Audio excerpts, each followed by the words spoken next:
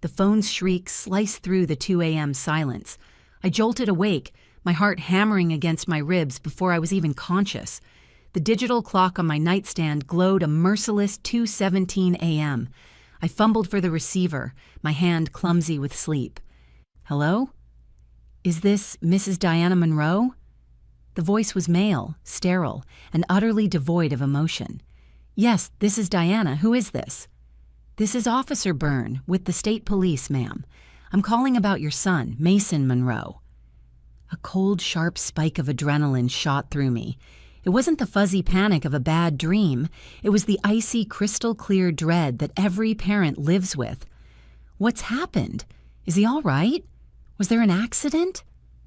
There was a pause. The kind of practiced heavy silence that can only mean one thing. Ma'am, there was an accident on the interstate. A semi-truck lost control. I'm very sorry to inform you that your son, Mason, was killed instantly. The words didn't make sense. They were just sounds, hollow and metallic, bouncing off the walls of my bedroom. No, I said. It wasn't a denial, it was a command. No, that's not right. He's on a business trip. He's in Springfield.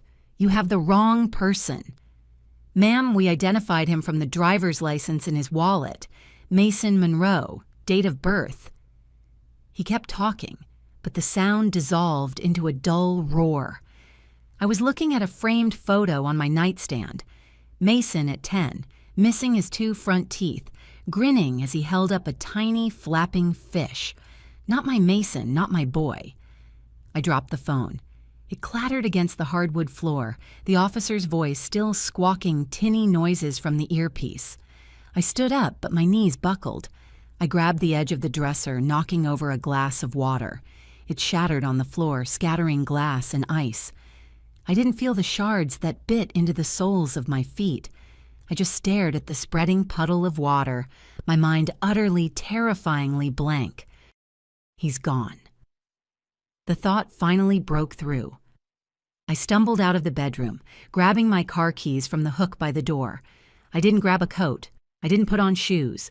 I just pulled the front door open and ran into the cold night air, the broken glass still embedded in my feet, leaving tiny, dark footprints on the porch.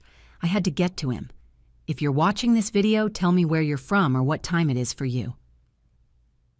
The hospital was a nightmare of fluorescent lights and the smell of bleach. Every surface seemed to gleam with a harsh, uncaring light. A nurse with tired eyes directed me to a small, windowless room marked "Family Waiting." I pushed the door open. She was already there. Scarlett. My daughter-in-law was slumped in a hard plastic chair, her head in her hands.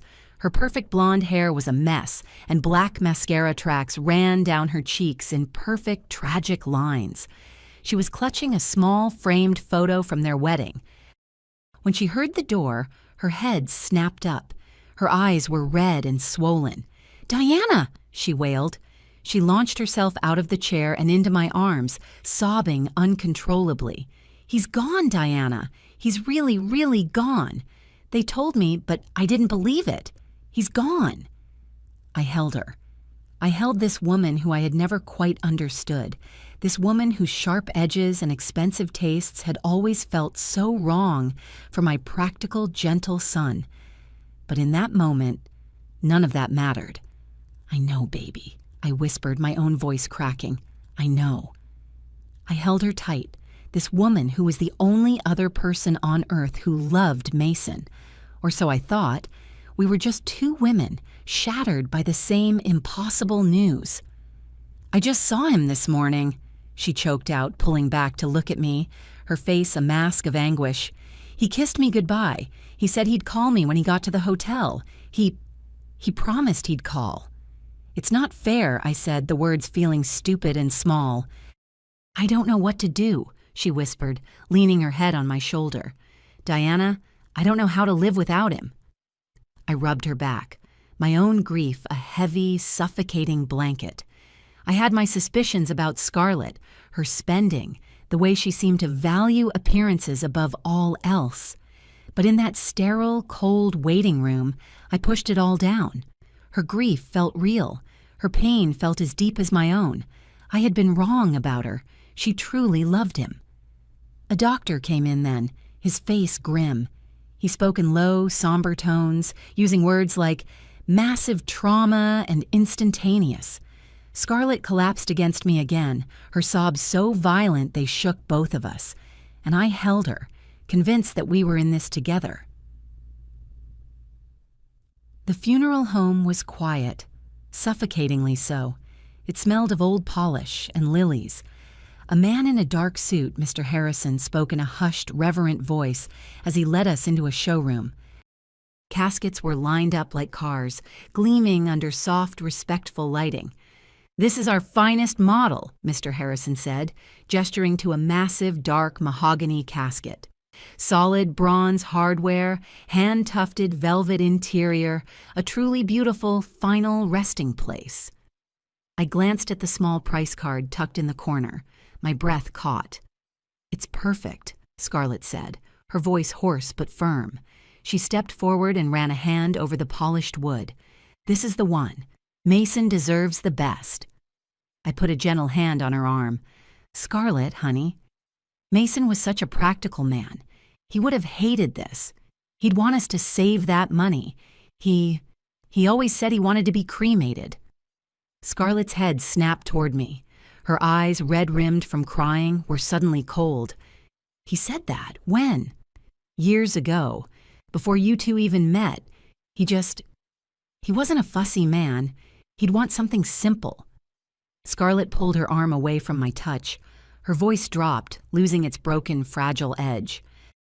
"Well, he's not here to say it now, is he?" I recoiled as if she'd slapped me. "I am his wife, Diana," she said, her voice low and sharp. "I am his widow. I will decide what he deserves, and he deserves the best. We'll take this one." Mr. Harrison nodded, his professional mask not slipping, but I saw a flicker of surprise in his eyes. "And the flowers," Scarlett continued, turning on her heel.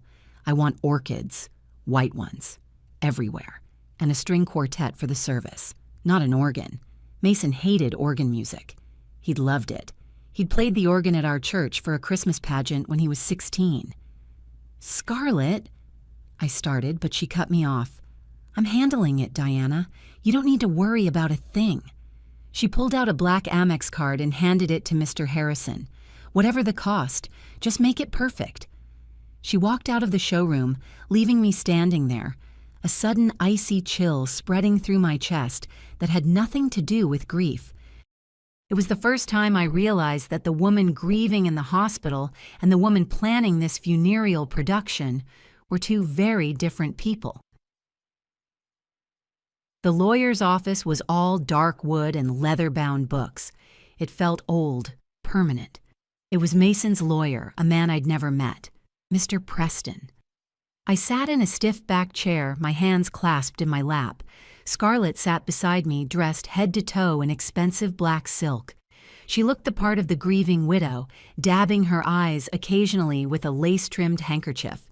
Mr. Preston cleared his throat and put on a pair of reading glasses. "Thank you both for coming in. This is, of course, a difficult time. I will be brief. I am here to read the last will and testament of Mason Monroe, dated February 15th of this year." Scarlett tapped her pen impatiently against a leather notebook. February 15th. That was 6 weeks ago, 6 weeks before the accident. "I, Mason Monroe, Mr. Preston began, his voice a dry monotone, "being of sound mind and body, do hereby declare this to be my last will and testament." He read through the standard legal jargon, appointing me, Diana, as executor. I saw Scarlett stiffen out of the corner of my eye. "As to my personal effects," Mr. Preston continued, he listed a few items, watches to a cousin, his fishing gear to an old college friend. "And now," Mr. Preston said, "we come to the primary assets. I leave my investment portfolio and my life insurance policy to be divided equally, 50% to my mother, Diana Monroe, and 50% to my wife, Scarlett Monroe.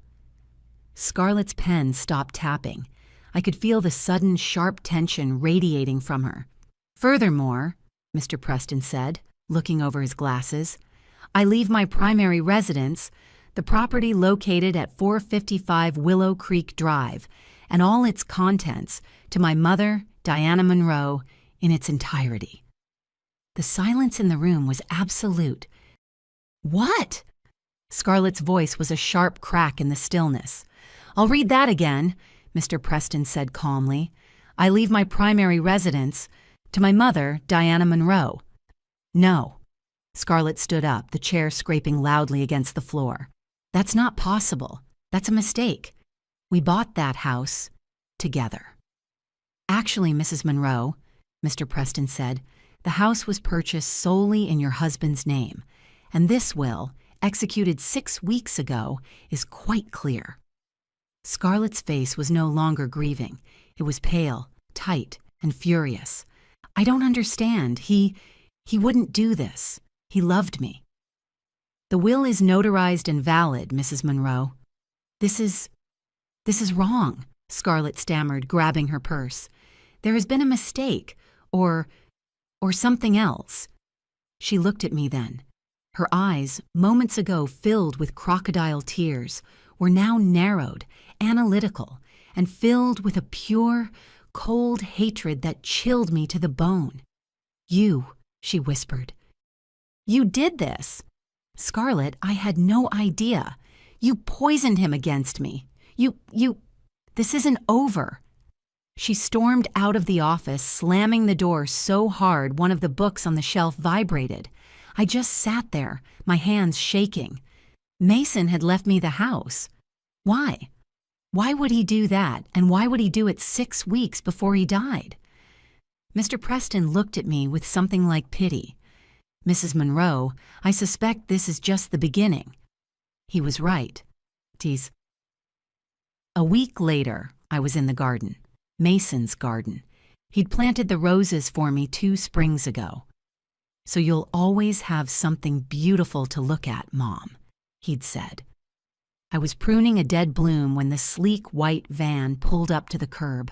A man in a crisp uniform got out, holding a thick, official-looking envelope. Diana Monroe? He asked. Yes? He handed me the envelope and a clipboard. Sign here, please. I signed, my gardening gloves still on. He nodded and walked back to his van. I tore open the seal, my heart suddenly uneasy. I pulled out a thick stack of papers. The top sheet was dense with legal text, but I didn't need to read far. The words leaped off the page, sharp and venomous. Scarlett Monroe, plaintiff, v. Diana Monroe, defendant. I sank onto the garden bench, the pruning shears falling from my hand. Alleges that the defendant, Diana Monroe, did knowingly and willfully exert undue influence over the decedent, exploiting the decedent's vulnerable state following a recent medical diagnosis. Alleges fraudulent manipulation for the defendant's own financial gain. He seeks to have the will dated, February 15th, declared null and void, and to have the entirety of the estate revert to the decedent's lawful spouse, Scarlett Monroe. The papers trembled in my hand. She was suing me. She was accusing me of manipulating my own son, of using his diabetes diagnosis, his vulnerable state, to steal his home. The woman I had held in the hospital, the woman whose sobs I had mistaken for grief. It wasn't grief I'd seen in her eyes in the lawyer's office. It was the fury of a thief who just found an empty vault. A cold rage, unlike anything I had ever felt, settled over me. She had lied. She had performed for all of us. And now she was trying to paint me as the villain. I stood up, the legal papers clutched in my fist. "Oh, no, you don't," I whispered to the empty garden. "You don't get to do this. You don't get to slander my name and steal my son's legacy, not while I'm still breathing." Julian Wallace's office was the opposite of Mr. Preston's. It was a chaotic mess of stacked books, precariously balanced case files, and half-empty coffee mugs. Julian had been my late husband's lawyer, a man in his 70s with kind, sharp eyes behind wire-rimmed glasses. He finished reading the lawsuit, his expression growing more grim with every page. He finally set the papers down and rubbed the bridge of his nose. "Well," he sighed, "she's not pulling any punches." "It's all lies, Julian," I said, my voice tight. "I never— Undue influence?" I visited him for Sunday dinner. We talked.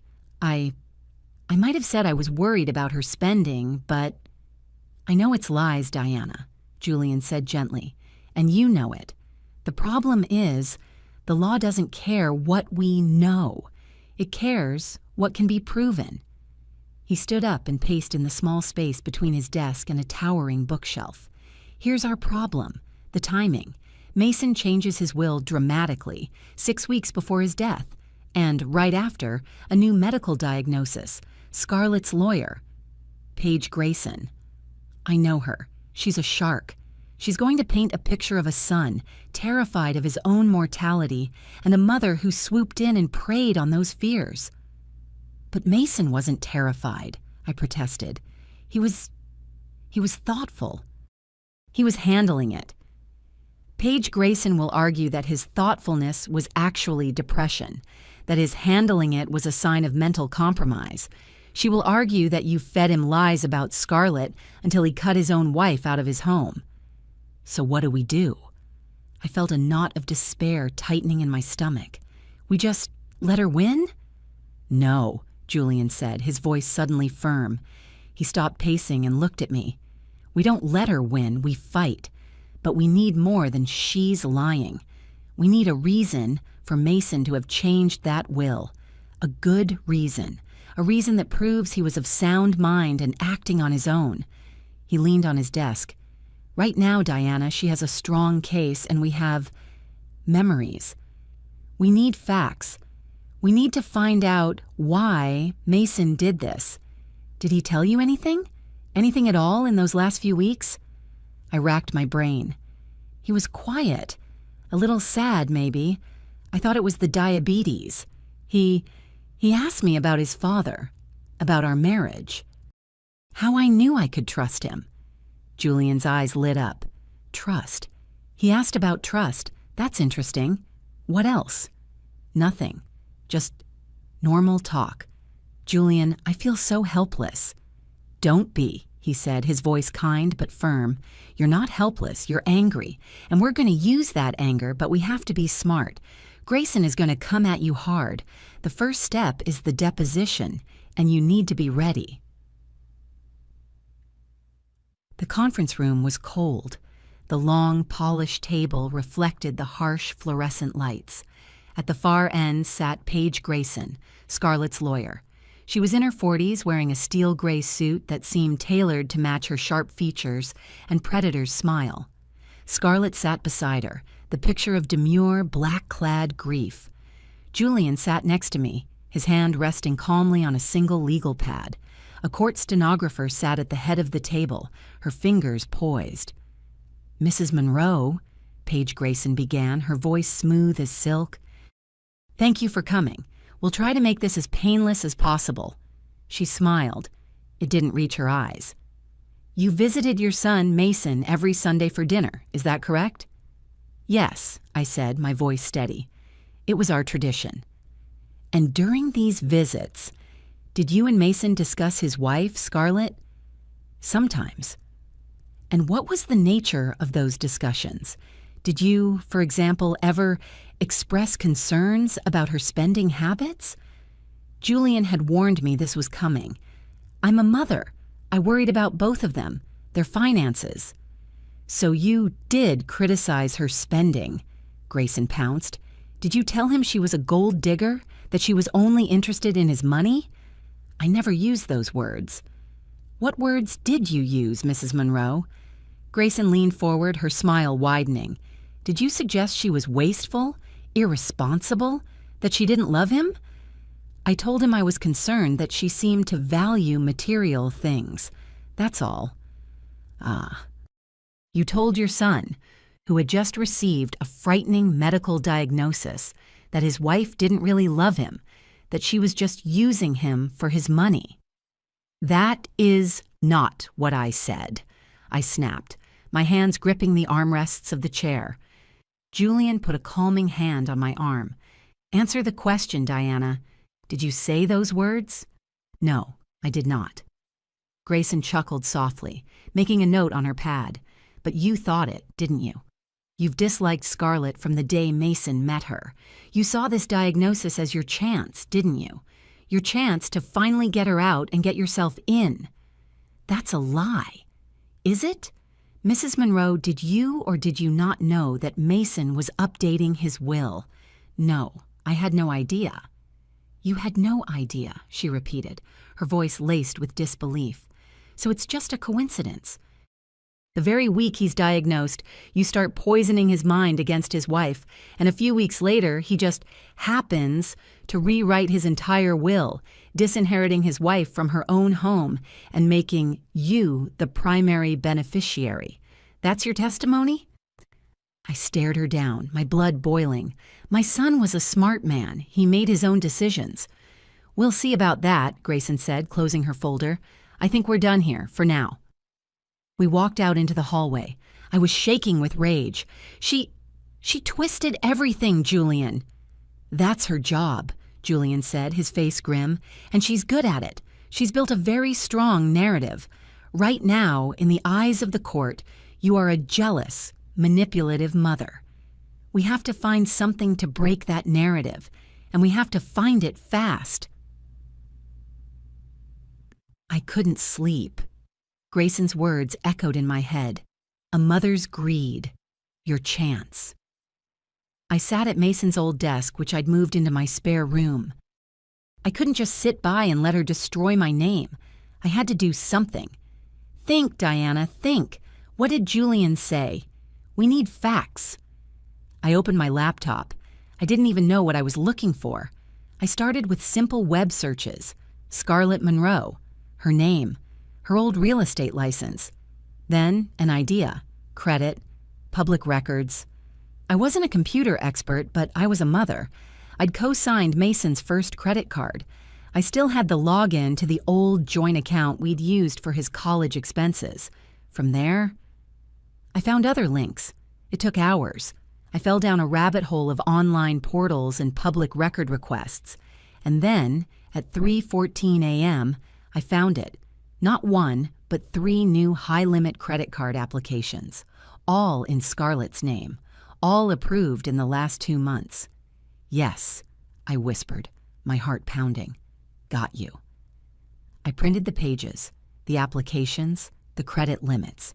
It was thousands, tens of thousands of dollars in available credit. She was getting ready. She was lining up her finances, preparing for the windfall from Mason's estate.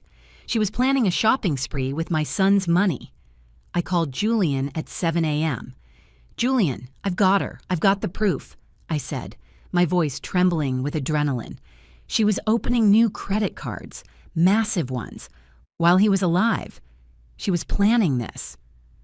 There was a silence on the line. Then, "Diana, how did you get this information?" I have my ways. It's public, mostly. It's proof, Julian. It's motive." "It's circumstantial," he said, his voice cautious. "But it's something. It shows a preoccupation with money, right when she claims she was preoccupied with her husband's health. This could be the crack we need." "So we use it?" "Yes," Julian said, his voice firming up. "We use it. I'll file a motion for a preliminary hearing. We'll present this as evidence of her state of mind.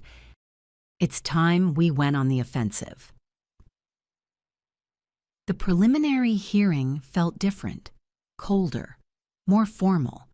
Judge Maddox, a woman in her 60s with a no-nonsense expression, looked down at us from the bench. Julian was magnificent. He laid out our case, his voice steady and strong.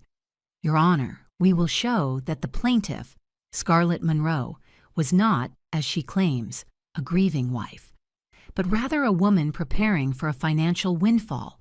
We have evidence that in the weeks following Mr. Monroe's diagnosis, she applied for and was granted over $50,000 in new, unsecured credit.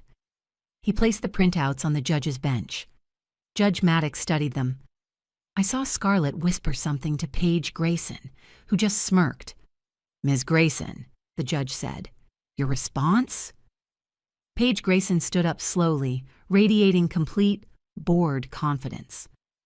"Your Honor," she said, her voice dripping with pity, "I must apologize for my esteemed colleague's enthusiasm. He is, of course, desperate to find anything to distract from his client's own clear, financial-driven manipulation." She then proceeded, with surgical precision, to tear our evidence to shreds. "Exhibit A, Your Honor," she said, handing a file to the bailiff. "A certified statement from the bank. The first credit card, the one with the $25,000 limit, as you can see, its balance is, and always has been, 0. It was never even activated." My stomach tightened. "Exhibit B," Grayson continued, "the second card. Mr. Wallace conveniently failed to mention that this was a business credit card for a joint LLC that Mr. Mason Monroe himself set up for his wife's fledgling design business. The application is co-signed by the decedent." I looked at Julian. His face was pale. "And finally, Exhibit C, the third card, a simple store card from a furniture company. Again, a 0 balance. My client was, in fact, pricing new sofas for her husband to make him more comfortable while he recovered." She turned to face Julian, her smile a slash of victory. "My client was not planning a shopping spree. She was living her life. This entire motion is a desperate, slanderous attack designed to harass a grieving widow. It is an abuse of the court's time." Judge Maddox's gaze was icy. She looked at Julian. "Mr. Wallace," she said, her voice dangerously quiet, "you come into my court and you accuse this woman of predatory financial planning, and your evidence is a 0 balance store card?" "Your Honor, the intent," Julian began. "I am not interested in your interpretations of intent, Mr. Wallace," the judge snapped. "I am interested in facts, and the facts you've presented are, at best, a waste of this court's time. Do not, ever, bring this kind of fishing expedition before my bench again. Motion to dismiss this line of inquiry is granted." "We are done." The gavel cracked like a gunshot. I felt dizzy. My face was burning. I had walked in thinking I had a smoking gun, and I had just been publicly, thoroughly humiliated. Paige Grayson glided past our table, pausing just long enough to whisper, "Nice try, ladies." Scarlett followed her, giving me a look of such profound, pitying contempt that I wanted to disappear. "Julian, what happened?" I whispered, my throat tight. Julian was packing his briefcase, his hands fumbling. "She was ready for us. She's good. She's very, very good. And we just made ourselves look like vindictive fools." He looked at me, his kind eyes now filled with a deep, weary frustration. "Diana, if we're going to win this, we need something real, something she can't spin, because we just lost all our credibility with the judge." I spent the next week in a fog of despair. I'd not only failed to find evidence, I'd actively damaged our case. Julian was still working, but his calls were less frequent. The air was thick with defeat. I was sitting on my porch staring blankly at the roses when a shadow fell over me. I looked up. It was Trevor, my neighbor's 16-year-old grandson. He was a good kid, quiet, always tinkering with electronics. He was shuffling his feet, holding a tablet to his chest. "Mrs. Monroe?" he said, his voice cracking slightly. "Hello, Trevor. Can I help you with something?" "Maybe. I don't know." He took a deep breath. "This is going to sound really weird, but I think you need to see something. Please don't be mad." "Mad? Why would I be mad?" He held out the tablet. I got this new drone for my birthday, and I I was testing its night vision. I wasn't trying to spy, I swear. I was just flying it around. He tapped the screen. A video file opened. The image was grainy, tinted a sickly green. I didn't know what I was looking at until I saw it on the big screen. He stammered, his face turning red. But that's your son's house, isn't it? The backyard? I took the tablet from him. My hand was trembling.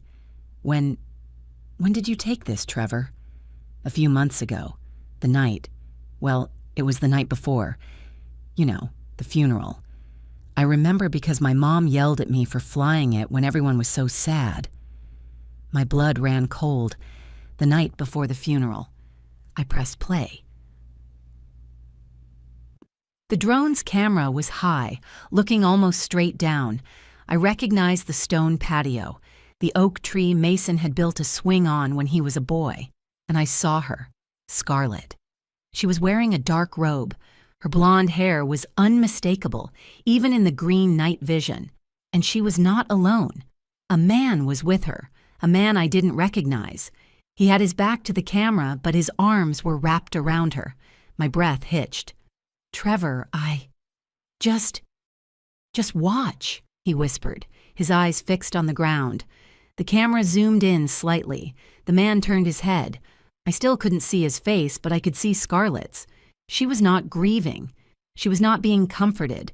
She was looking up at him, her head tilted back. And then she smiled. A slow, satisfied smile. She reached up, tangled her fingers in his hair, and pulled his face down to hers. They kissed. It wasn't a peck. It wasn't a hug of comfort. It was a deep, passionate, hungry kiss, the kind of kiss that leaves no room for doubt. I watched as the man's hands moved from her waist, down her back, pulling her tightly against him. Stop, I whispered. My voice was a dry croak. Stop the video. Trevor quickly hit the pause button. The image froze on them, locked in that grotesque embrace. I looked at the timestamp in the corner of the screen. March 15th, 11:47 p.m. Less than 12 hours. Less than 12 hours before she would stand at his graveside, weeping into a handkerchief, clinging to my arm. While my son's body was lying in a casket at the funeral home, his wife, his widow, was in their backyard, in the arms of another man. A wave of nausea so profound washed over me that I nearly dropped the tablet. Mrs. Monroe, are you okay? Trevor's voice was full of alarm. I couldn't speak. I just stared at the screen, at the betrayal. This was not grief. This was monstrous. Trevor, I finally managed, my voice shaking with a new icy fury. I need this video. I need you to put it on a flash drive. I need every second of it. And you cannot tell anyone you showed this to me. Do you understand? He nodded, his eyes wide. Yes, ma'am, I thought it was wrong. That's why I came. You did the right thing, Trevor, I said, handing the tablet back to him with a trembling hand. You did. You have no idea what you've just done. Julian watched the video on his laptop. He didn't speak. He just watched it once, then rewound it and watched it again. When it finished the second time, he closed the laptop with a sharp snap. That, he said, his voice quiet, changes everything. Comforting her?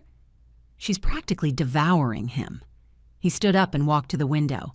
Paige Grayson can spin a lot of things. She can't spin this. The timestamp is the kill shot, the night before the funeral. Who is he, Julian? I asked. That's our next step. He picked up his phone. I'm sending a still from this video to a private investigator I use, a good one. He'll have a name for us by morning. And then what? And then, Julian said, a grim smile playing on his lips, we find out who he is, and we tear Scarlett's entire case apart. This isn't just infidelity, Diana. This is motive. This explains everything. The call came the next afternoon. Julian put it on speaker. Got your man, Julian, a gruff voice crackled. His name is Connor Riley, runs a small-time insurance office over on 5th Street, Riley Financial Services. My blood turned to ice. Julian and I locked eyes. Insurance, I whispered. Riley, Julian said into the phone. Does he have any connection to the Monroes? Not that I can see. He's married, 2 kids, lives in the suburbs, looks clean except, well, now, this. Thank you, Rick, Julian said, and hung up. He didn't hesitate. He swiveled to his computer and typed in a password. When Mason set up his business, he had me on the family phone plan as a legal contact. He never took me off. And as executor, Julian, what are you doing? I'm looking at the itemized phone records, he said, his fingers flying across the keyboard. For the family plan, Mason's line, Scarlett's line. He pulled up Scarlett's call log. Okay. Let's look for Mr. Riley's number. He cross-referenced the number from the PI's report, and then he froze. Oh, God, he whispered. What is it? He pointed to the screen. Here's the first call to Riley's number from Scarlett's phone, and here, and here, and here. The log was full of them, dozens of calls, hundreds of texts, every day. When did it start? I asked, my voice trembling. Julian scrolled up and up, past the funeral, past the accident, past the date the will was changed. He stopped scrolling. His face was ashen. Diana, he said, the first call was on August 22nd, 8 months ago. 8 months? I did the math in my head. That's the week after Mason's diagnosis. She didn't wait, Julian said, his voice thick with disgust. She didn't even wait. The moment he was vulnerable, she wasn't manipulating him. She was replacing him. And she found an insurance agent to do it with. This is it, Julian, I said, a cold, hard certainty settling in. This is what Mason found out. This is why he changed the will. This is our entire case, Julian said, printing the logs. This is the why, and it's going to bury her. We filed the phone records and the video as evidence. We had them. The video proved the affair. The phone logs proved the timeline. It was a perfect, airtight case. The very next day, Julian got an email. Paige Grayson had filed an emergency motion to suppress. We were back in front of Judge Maddox. This time, the courtroom felt like an arena. Your Honor, Paige Grayson said, her voice ringing with outrage. Mr. Wallace and his client have taken a tragic situation and turned it into a grotesque, illegal witch hunt. What are you talking about, Ms. Grayson? Judge Maddox asked, her patience clearly thin. I am talking about these, she said, holding up a copy of the phone records. Evidence obtained by the defendant, Diana Monroe, by illegally accessing the plaintiff's private phone records. Access which she only had by virtue of being on a family plan, a privilege that terminated immediately upon her son's death. She was no longer a party to that contract. Julian shot to his feet. Your Honor, as executor of the estate, an executor's power does not extend to illegal searches, Mr. Wallace. Grayson shot back. She did not get a warrant. She did not file a subpoena. She went on a private, vindictive fishing expedition and violated my client's Fourth Amendment rights. This evidence is fruit of a poisonous tree.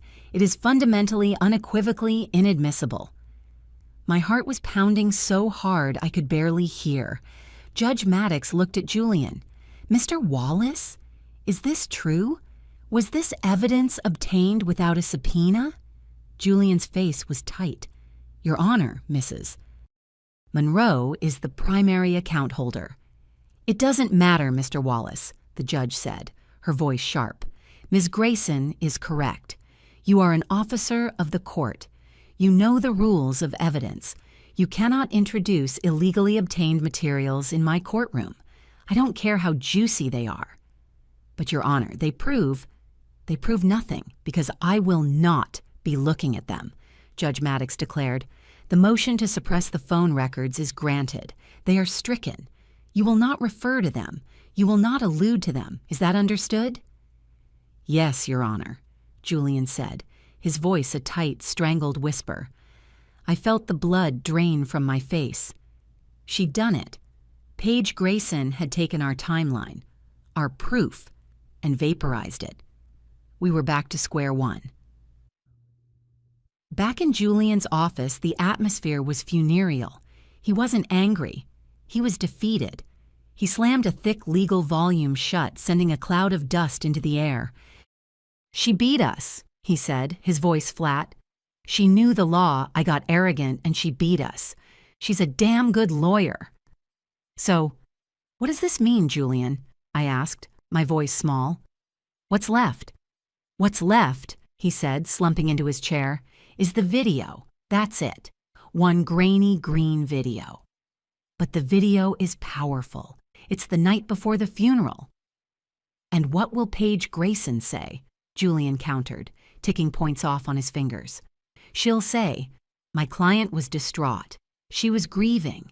A male friend, Mr. Riley, came over to comfort her. Was there a kiss? Perhaps. A moment of poor judgment. A terrible mistake brought on by unimaginable grief.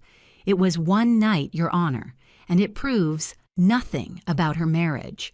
And it certainly doesn't prove anything about what happened 6 weeks before." He leaned forward, his face etched with worry. "Without the phone records, we have no timeline. We can't prove the affair was 8 months old. We can't connect it to the insurance. We can't connect it to the will change. All we have is one video of one kiss." "So, she's going to get away with it," I said, the words tasting like ash. "She's going to paint you as a vindictive snoop who flew a drone to spy on her daughter-in-law, found one tiny mistake, and is now trying to blow it up to steal a house." I stood up. The despair was gone, replaced by that same cold, hard rage I'd felt in the garden. "No," I said. Julian looked up. "No," I repeated, my voice shaking. "I don't care what she says. I don't care how she spins it. I am going to get on that stand, and you are going to play that video, and you are going to make her look at it. Let her try to spin her way out of that. Let her explain that kiss to a judge. We might not have the phone records, but we have the truth. We just have to make it count."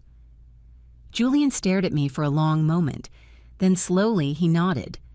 "All right, Diana," he said, a spark returning to his eyes. "All right, if we're going down swinging. Let's go make it count." The main hearing room was large, with dark wood paneling and high ceilings. It felt like a church built to worship the law. Judge Maddox sat elevated, her face an impassive mask.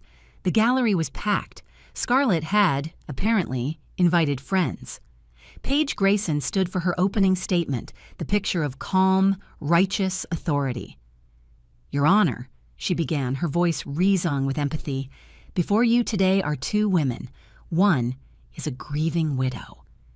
She gestured to Scarlett, who was dabbing her eyes with a tissue, her face a perfect mask of sorrow.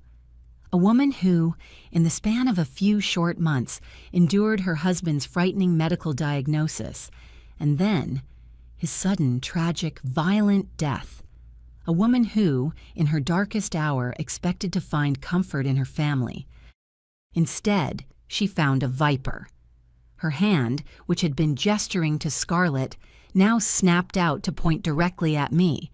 She found a manipulative, jealous mother-in-law who saw her son's illness not as a tragedy, but as an opportunity to poison her son's mind, an opportunity to sink her claws into an estate she felt she was entitled to, an opportunity to rip a home out from under the feet of the woman her son loved.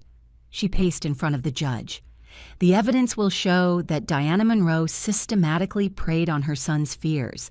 The evidence will show that this document," she sneered at it, "is not the will of Mason Monroe. It is the will of Diana Monroe. We are here to ask you to right that wrong, to honor Mason's true wishes, and to restore his legacy to his one true partner, his wife." She sat down. The silence in the courtroom was heavy. It was a brilliant performance. If I hadn't known the truth, I might have believed her. Julian stood up.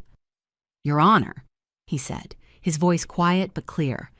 "We will show something quite different. We will show that Mason Monroe was a sharp, rational, and thoughtful man, and that he changed his will not because he was manipulated, but because he had discovered a devastating truth, a truth that his wife, Scarlett Monroe, has gone to great lengths to conceal." Scarlett's head snapped up. Her crying for just a second seemed to stop. "Wah." Julian's first witness was Dr. Prescott, Mason's endocrinologist. He was a kind-looking man in a bow tie. "Dr. Prescott," Julian began, "you treated Mason Monroe for his diabetes, correct?" "I did, from his diagnosis until his death." "In your professional opinion, was Mr. Monroe of sound mind during this period?" "Absolutely," Dr. Prescott said firmly. "He was a model patient, engaged, asked intelligent questions. His diagnosis was a shock, as it always is, but he was handling it with clarity and resolve. His cognitive functions were perfectly intact. Was he depressed, anxious, vulnerable? No more than any person facing a new health challenge. In fact, I'd say he was less. So, he was proactive. He was a planner. He was sharp as a tack."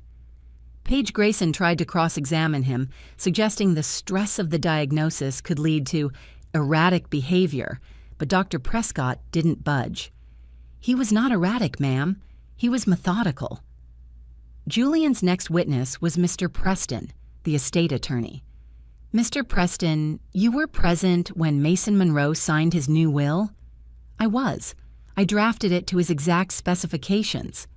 "And in your opinion, was he under any duress? Was he being coerced?" "Absolutely not," Preston said, adjusting his glasses. "He came to me alone. He was calm, purposeful, and knew exactly what he wanted to do. He was very, very clear." "Did he say why he was making these significant changes?" "He did not," Preston said. "But he did make one specific request, which I found unusual." "And what was that?" "He insisted on absolute confidentiality. He was adamant that neither his wife nor his mother be informed of the changes. He said, I remember his exact words, 'I am doing this to protect my family from unnecessary drama.'" Pastor Grayson didn't even bother to cross-examine him. Julian rested his case for the moment. So far, we'd established Mason was sane. Now we had to establish why he'd done it. Judge Maddox called a 10-minute recess. I stood up to stretch my legs, my back aching from the hard wooden bench. I headed toward the hallway, aiming for the ladies' room. As I pushed open the heavy courtroom door, a hand grabbed my arm, hard. I spun around. It was Scarlett. Her face was a pale, tight mask of fury. The grieving widow was gone. This was the woman from the lawyer's office. "What do you think you're doing?" she hissed, her voice a low, venomous whisper. Her nails were digging into my arm. I'm going to the restroom," I stammered, trying to pull away. She slammed me back against the wall. There was no one else in the small alcove. "You think you're so smart," she snarled, her face inches from mine. "You think those quacks are going to save you? He was sick. You confused him. That money is mine." "Let go of me, Scarlett." You useless old hag." Her eyes were slits of pure hatred. "When this is over, I am going to take that house. I am going to take every penny. I am going to sell his precious garden and have the whole yard paved over. And I am going to leave you with nothing. Do you understand me? Nothing." I just stared at her, my shock momentarily overriding my fear. The sheer naked greed in her face was terrifying. "Mrs. Monroe!" We both jumped. A bailiff was standing at the end of the hall. Scarlett's expression shifted in an instant. Her face crumpled. Her eyes filled with tears. She let go of my arm and stumbled back, holding a hand to her chest. "Oh, officer, thank goodness," she whimpered. She was threatening me. My mother-in-law, she said she'd see me ruined." The bailiff looked from her, sobbing, to me, frozen in shock against the wall. "Ma'am," he said, his voice hard, "you need to stay away from the plaintiff. Get back in the courtroom, now." I walked back to my table, my entire body shaking. Julian saw my face. "Diana, what happened?" She cornered me," I whispered. "She threatened me. She said, 'I'm going to leave you with nothing, you useless old hag.'" Julian's eyes widened. He looked over at Scarlett, who was now being comforted by Paige Grayson playing the victim. "Okay," Julian said, his voice low and angry. "Okay, she wants to play? Let's play." He turned to the bailiff. "Your Honor," he said, his voice suddenly loud and formal as Judge Maddox re-entered. "The defense would like to proceed with our final piece of evidence." "Mr. Wallace, you may proceed," Judge Maddox said, settling into her chair. "Thank you, Your Honor," Julian said. "The defense calls for the courtroom monitors to be activated. We would like to enter into Evidence Exhibit D, a video file." Paige Grayson stood up. "Objection. What is this video? We have no foundation." "The foundation will be established, Your Honor," Julian said. "It is a video recording taken on March 15th of this year." The judge nodded. "I'll allow it, for now." The large screens mounted on the courtroom walls flickered to life. A moment later, the grainy green night vision footage appeared. I heard a sharp intake of breath from Scarlett. The video was silent, but it was deafening. The patio, the oak tree, and the two figures. I watched Scarlett's face. She was frozen, her eyes glued to the screen, her skin a sickly white. The camera zoomed, the figures embraced, the man's hands moved, Scarlett's head tilted back. They kissed. A collective gasp went up from the gallery. "Turn it off!" Scarlett shrieked, leaping to her feet. "Turn it off! That's not what it looks like!" Judge Maddox banged her gavel. "Mrs. Monroe, sit down!" "Objection!" Paige Grayson yelled. This is an outrageous violation of privacy. It's irrelevant and prejudicial." "It's not what it looks like." Scarlett was sobbing, real tears this time, tears of panic. He was comforting me. I was distraught. I was so upset about the funeral." "Sit down," Judge Maddox commanded. Scarlett collapsed into her chair, her body shaking. Julian stood calmly. "Your Honor, the plaintiff has just testified that she was being comforted. The defense would like to enter this video, which clearly shows something else." "This is slander," Grayson shouted. "This proves nothing about the will." "It proves," Julian said, his voice cutting through the noise, "the plaintiff's state of mind. It proves her grief was a performance." Paige Grayson was on her feet, scrambling to regain control. "Your Honor," she said, her voice shaking with manufactured rage, "even if this video shows what Mr. Wallace implies, it is irrelevant. This was taken on March 15th. After Mr. Monroe's tragic death. My client was a new widow, vulnerable, and she made a mistake, a moment of terrible grief-stricken judgment. It has no bearing on a will that was changed 6 weeks prior. It was a brilliant recovery. She was using our own evidence, twisting it back to her vulnerable widow narrative. Judge Maddox looked at Julian. "She has a point, Mr. Wallace. This is inflammatory, but how is it relevant to the will's execution?" Julian smiled.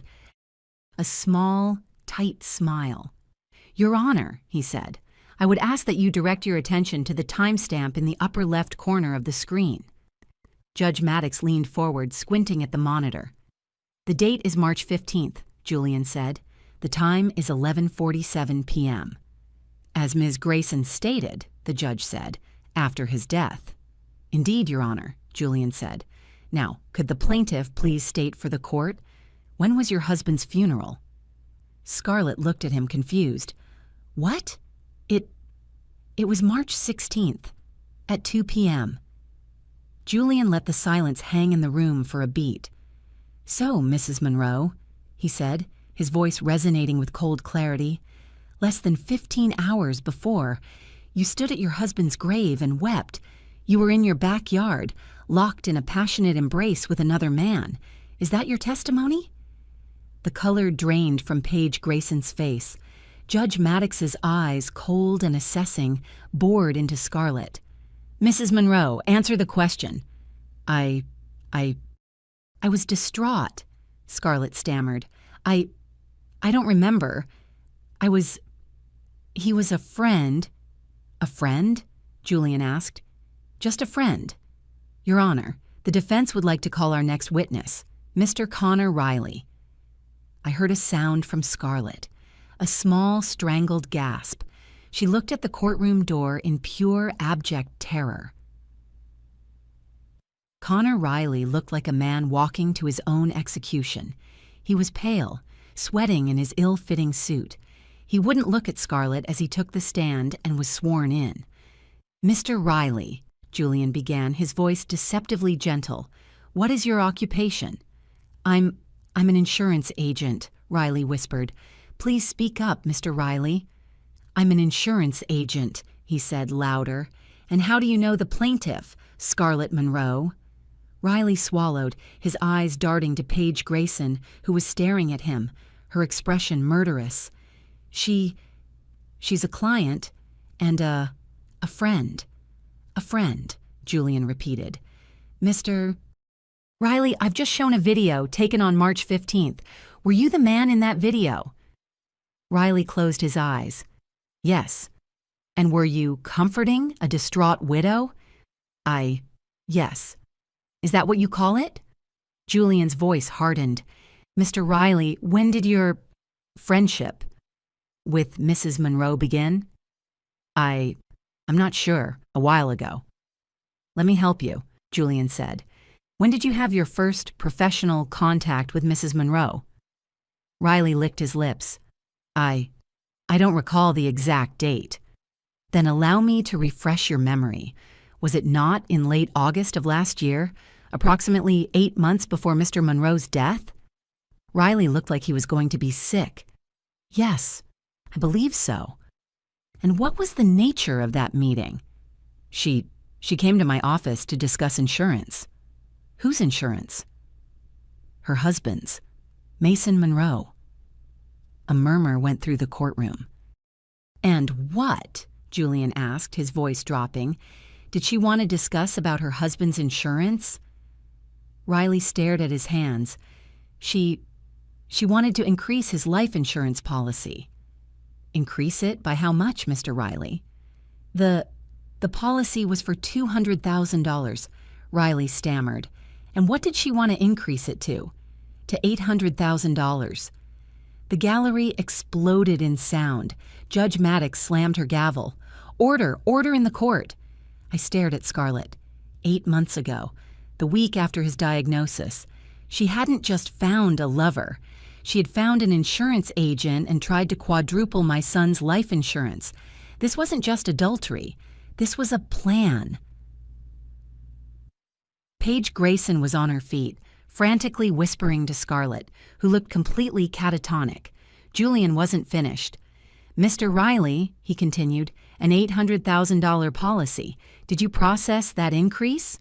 "No," Riley said, his voice barely audible. "Why not?" Because Mr. Monroe, Mason, he came into the office himself about 6 weeks before he died." I grabbed Julian's arm. That was it. That was the date. The date the will was changed. "And what did Mr. Monroe do at that meeting?" Julian asked, his voice thundering in the quiet room. He wanted to make changes." "What kind of changes?" He wanted to reduce the policy, back to the original $200,000. "He reduced it," Julian repeated, letting the words sink in. "He knew she had tried to increase it." "And what else did he do, Mr. Riley?" Riley looked at Scarlett, his expression a mix of terror and anger. He changed the beneficiary structure." "How so?"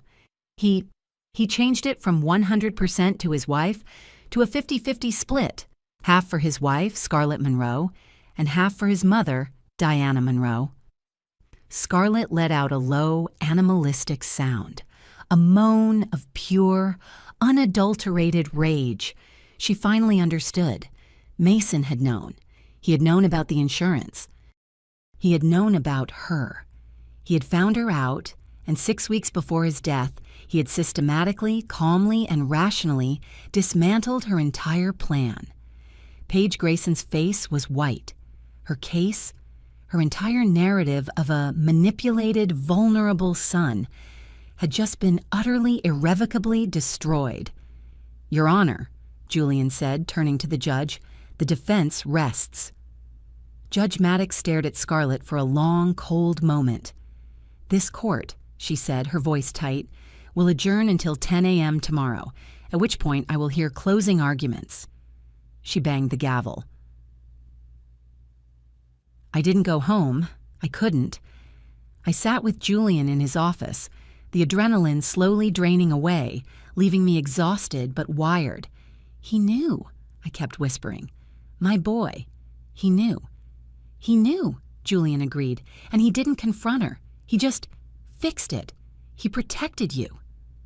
At 8 p.m., Julian's desk phone rang. He picked it up, looking annoyed. "Wallace." "Yes, what is it?" His expression changed. "A courier? From who? The insurance company? Yes, I'm here. Send him up." He hung up. "The life insurance company. They've just released Mason's personal effects, the ones from his briefcase that was found in the car." "They're sending them here?" "It's the official address on the executor's forms," Julian said. A few minutes later, a courier dropped off a single sealed cardboard box. Julian signed for it and cut the tape. Inside was a laptop, a portfolio, a wallet, and a large, simple manila envelope. Julian picked it up. My breath caught in my throat. In Mason's neat, careful handwriting, it was addressed simply, "Mom," and underneath, in the same steady hand, "To be opened only if something happens to me." "Julian," I whispered, my hands flying to my mouth. Julian looked at me, his eyes wide. He carefully, reverently, unbent the metal clasp and opened the flap. He pulled out a thick sheaf of papers, not typed, handwritten. "It's a letter," Julian said, his voice thick with emotion. "Diana, it's a letter, 11 pages long." We sat at Julian's conference table, the pages spread out under the desk lamp. The only sound was Julian's voice as he began to read. "Mom," he read, his voice heavy, "if you're reading this, then I'm gone. And my worst fears have come true. I am so, so sorry. I am sorry you have to read this. I am sorry for what you are about to find out, but I couldn't leave you unprotected." My hand was over my mouth, tears already streaming down my face. "I need you to know," Julian continued reading, "that I wasn't sick or confused or weak. I was angry, and I was afraid. 2 months ago, I found something. A text message on Scarlett's phone, a message she forgot to delete. It was from a man named Connor Riley." The letter detailed everything, his initial disbelief, his pain, and then his cold, methodical response. "I didn't confront her, Mom. I hired a private investigator. I had to know how deep it went. The PI's report was devastating. It wasn't a mistake. It was a full-blown affair for months, started right after I got sick." Julian paused, taking a deep breath before continuing. "But it was worse than that. He wasn't just a lover. He was her insurance agent. I checked my policies. I saw the request she had filed to raise my life insurance to $800,000. That's when I got scared, Mom. She wasn't just cheating on me. She was waiting for me to die, or maybe planning on it." I let out a sob. "Oh, Mason." "I didn't know what to do," Julian read, his own voice cracking. "I couldn't prove she was planning to hurt me, but I couldn't ignore it. So I did the only thing I could. I protected my assets. I protected you. I went to Mr. Preston. I changed the will. I left you the house, Mom. She never loved it. She just loved what it was worth. You love the garden. You love that home. It's yours." I went to Riley's office. I didn't let on that I knew. I just said I was reevaluating my finances. I reduced the policy back to its original amount, and I split it. I'm leaving her just enough to where she can't claim she was left destitute, but not enough for her and her boyfriend to ride off into the sunset. The rest? It's for you, for your security. My son, my practical, thoughtful, gentle son, facing the worst betrayal imaginable, and his response wasn't rage, it was strategy. Julian read the final paragraph, his voice thick. I know this is hard to read. I know you'll be angry. But please, Mom, don't let this destroy you. She fooled me for years. It's not your fault. Live your life. Be happy. Use what I've left you to be safe and comfortable. And if she dares to fight this, if she tries to contest my will, give this letter to Julian Wallace. He'll know what to do. He finished reading. The letter ended simply. I love you, Mom, always. Mason. Julian set the last page down and took off his glasses, wiping his eyes. My God, Diana, he whispered. He solved his own case, from beyond the grave. I picked up the last page, tracing my son's signature with my fingertip. He wasn't just protecting the house, Julian. He was protecting me from her. Tomorrow, Julian said, his voice now cold and hard, Paige Grayson is going to give a closing argument, and then I'm going to give mine, and I'm going to read this letter, every single word of it. The courtroom was electric. The news of yesterday's testimony had clearly spread. The gallery was standing room only. Scarlett was there, but she looked like a ghost. Her hair was lank, her face pale and drawn. Paige Grayson, however, was all sharp angles and defiant energy. She clearly planned to go down fighting. Your Honor, Grayson began her closing, yesterday this court was treated to a circus, a salacious, shameful display designed to distract from one simple fact. Diana Monroe manipulated her son. Yes, my client made a mistake, a terrible, grief-filled mistake, but her mistake does not validate a will that was clearly signed under duress and undue influence. She went on for 20 minutes trying to spin the insurance policy, the affair, everything. But the fire was gone. She was just throwing smoke. Then she sat down. Judge Maddox looked at Julian. Mr. Wallace, you're closing. Julian stood and walked to the center of the courtroom. He was holding the manila envelope. Your Honor, he said, his voice quiet but carrying to every corner of the room, Ms. Grayson is right about one thing. This case is about one simple fact, but it's not the one she thinks. She has built her entire case on the idea that Mason Monroe was weak, confused, and manipulated. She has painted a picture of a man who was not of sound mind. I am here today to let Mason Monroe speak for himself. Paige Grayson shot to her feet. Objection! The decedent cannot testify.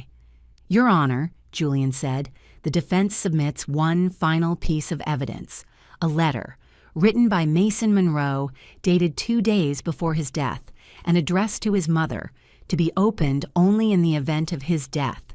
We have a certified handwriting expert on standby to confirm its authenticity. This is hearsay, forgery. Grayson was frantic. I'll allow it, Judge Maddox said, her voice firm. Proceed, Mr. Wallace. And Julian read it. He read every word. The courtroom was tomb silent. All you could hear was Julian's voice, reading Mason's words. He read about the discovery of the affair. He read about the private investigator. He read about the $800,000 insurance policy. He read about Mason's fear, his clarity, and his strategic, cold decision to change his will and his beneficiaries. He read Mason's love for his mother. He read Mason's final, heartbreaking instructions. When he finished, there was not a sound in the room. Scarlett had her head buried in her hands, her shoulders shaking, but she wasn't crying. She was just broken. Julian placed the letter gently on the evidence table. Mason Monroe was not manipulated, Julian said, his voice thick with emotion. He was not confused. He was a hero. He was a son who, in his final days, faced an unimaginable betrayal. And his only thought, was to protect his mother. The plaintiff's case is not just without merit. It is an insult. It is a desecration of the memory of a good and kind and brilliant man. We ask that you dismiss it with prejudice. He sat down. Judge Maddox took off her glasses. She polished them slowly, deliberately. The silence stretched. Finally, she put them back on and looked down, not at Julian or me, but directly at Scarlett.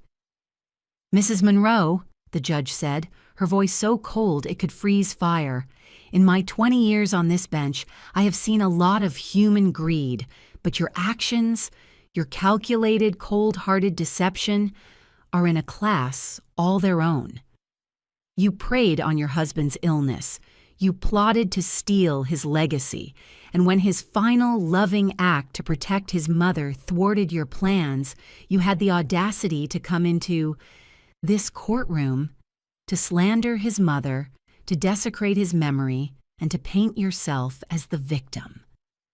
In the matter of the estate of Mason Monroe," she said, her voice rising, "I find the plaintiff's case to be not only completely and utterly without merit, but frankly, abhorrent.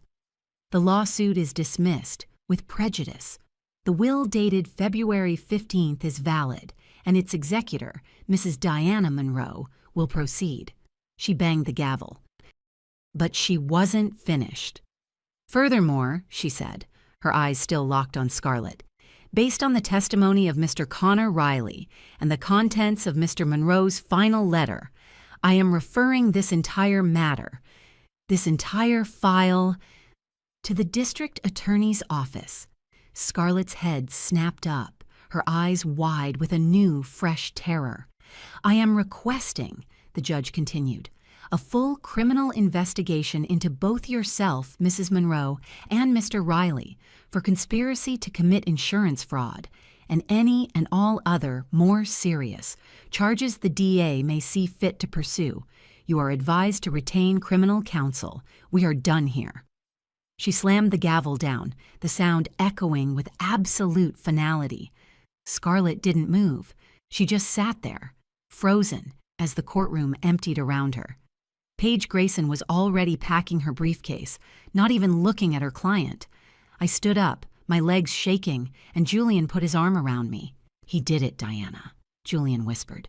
"Your boy. He did it." "He's free," I whispered back, tears of grief and pride and relief streaming down my face. "He's finally free." It's been 6 months. I'm in the garden, Mason's garden. The roses are in full bloom, their perfume heavy in the summer air. I live in his house now. My house. The legal battle is over. Scarlett's criminal trial is set for the fall. The newspaper said she and Connor Riley both took plea deals, turning on each other to save themselves. She lost everything. Trevor, the kid with the drone, has a brand new top-of-the-line model I bought him. He uses it to take beautiful, sweeping videos of the sunset over the hills. He's a good kid. I move my kitchen table so it sits by the window overlooking the rose bushes. Sometimes the quiet is hard. The house is too big for one person, but it's not empty. It's filled with Mason. His books are on the shelves. His old guitar is in the corner. I snipped a perfect deep red rose, the kind he always used to bring me. His final act wasn't one of anger or revenge. It was an act of protection, an act of love. He'd been worried about leaving me to face her alone. He'd been afraid for me, but he'd underestimated his mother. I went inside and placed the rose in a small vase on the table, right next to the framed photo of a little boy with no front teeth, grinning and holding up a fish. My son's final gift wasn't the house. It wasn't the money. It was the truth, and it set us both free. If this story resonated with you, leave a like and consider subscribing. You can also drop any comment below, even just one word. Maybe tell me where you're watching from, or what time it is right now. Sometimes one word is enough to say you were here.